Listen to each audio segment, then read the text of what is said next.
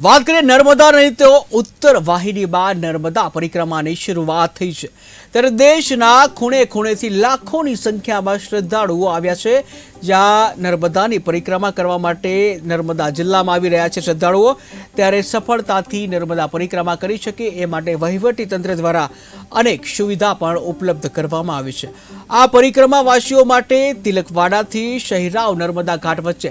નદી પાર કરવા માટે સ્વખર્ચે હંગામી ધોરણે બ્રિજ બનાવવા માટે સરકાર તરફથી પરવાનગી આપવામાં આવી હતી। આ પરવાનગી મળતા સેવાભાવી લોકો દ્વારા સ્વખર્ચે હંગામી બ્રિજ બનાવવાની કામગીરી શરૂ કરવામાં આવી હતી। આ બ્રિજ 200 મીટર લાંબો અને 8 મીટર પહોળો બનાવવામાં આવ્યો છે। સુરક્ષાને ધ્યાનમાં રાખીને બ્રિજને આજુબાજુ એંગલો પર બનાવવામાં આવી છે ત્યારે છેલ્લા એક અઠવાડિયાથી આ બ્રિજ બનાવવાની કામગીરી ચાલુ હતી ત્યારે આ બ્રિજ બનીને તૈયાર થતા જ આજ રોજના જે ધારાસભ્ય ડોક્ટર દર્શનાબેન દેશમુખ અને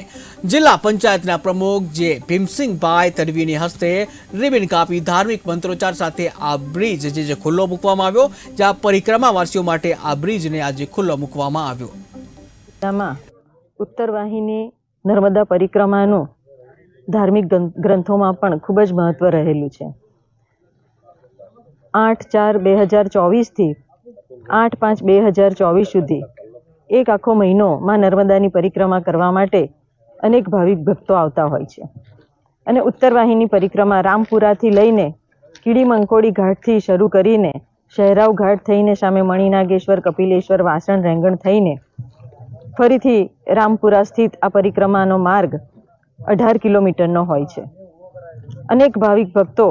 જ્યારે આ પરિક્રમામાં જોડાય છે ત્યારે ગયા વર્ષે પણ 15 થી 20 લાખ જેટલા ભાવિક ભક્તોએ આ પરિક્રમામાં શ્રદ્ધાપૂર્વક ભાગ લીધો હતો અને માં નર્મદા મૈયાની પરિક્રમા કરીને માતાજીના આશીર્વાદ મેળવ્યા હતા। આ વર્ષે પણ માં નર્મદાની આ પરિક્રમાનો માર્ગ ભાવિક ભક્તોને અને યાત્રાળુઓને સરળતા રહે, સુગમતા રહે એ હેતુસર ગુજરાત સરકાર દ્વારા પણ એક હંગામી પુલ સ્વખર્ચે બનાવી આપવાની મંજૂરી આપી હતી અને એના ભાગરૂપે છેલ્લા 6 દિવસ એટલે કે 144 કલાકથી કન્ટિન્યુઅસ કામ કરીને 200 મીટર લાંબો માં નર્મદાની સામે કિનારે જવા માટેનો આખો એક હંગામી બ્રિજ તૈયાર કરવામાં આવ્યો છે કે જેમાં 70 જેટલા મોટા ભૂગળા નાખવામાં આવ્યા છે કે જેથી કરીને પાણીની અવર જવર સહેલાઈથી થઈ શકે। સાથે 5-7 હજાર નહીં પણ 8,000 જેટલી સિમેન્ટની થેલીઓમાં ગ્રેવલ મૂકીને એને આજુબાજુ પ્રોટેક્શન આપવામાં આવ્યું છે કે જેથી કરીને આ હંગામી બ્રિજ ધોવાઈ ના જાય। એનું બેરિકેટિંગ, એની લાઇટિંગ, આ દરેક વ્યવસ્થા સેવાભાવી કામ કરતા આ નવયુવકોએ કે જે લોકોએ ગત વર્ષે પણ આ જ બ્રિજ બનાવ્યો હતો પણ આ વર્ષે આની મજબૂતાઈ, આની સ્ટ્રેન્થનિંગ ખૂબ જ વધારે છે। નર્મદા જિલ્લામાં